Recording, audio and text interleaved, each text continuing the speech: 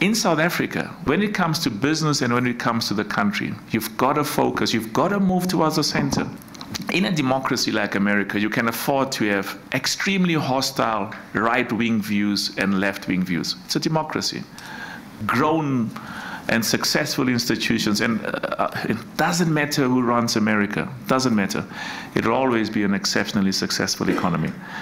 In South Africa, we've got to keep the politics and throw them in the deeper sea. Absolute nonsense. And all of us grew up in political parties and have political loyalties. Perfect.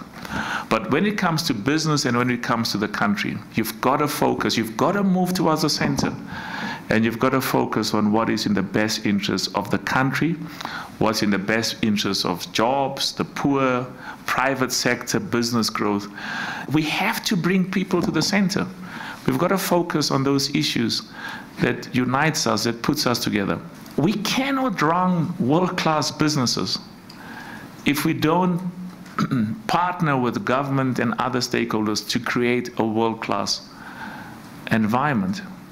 And it's good for the government, it's good for jobs, it's good for all of us. The success of all of our businesses, not just in the mining industry, but all businesses, and the success of the private sector and the success of this country and this economy depends on a private sector. We have to have rules which creates investor confidence. The investors don't have to invest in South Africa.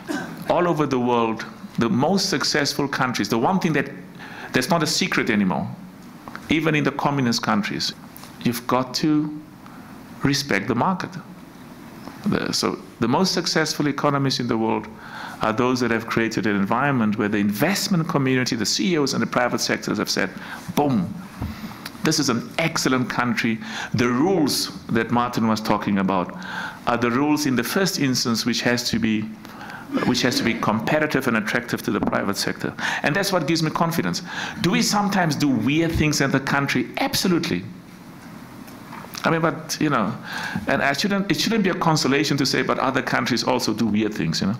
But we've got to stick in there, and I've got confidence that sometimes we fumble our way towards doing the right things, but I have no doubt the commitment at all levels is in the right direction.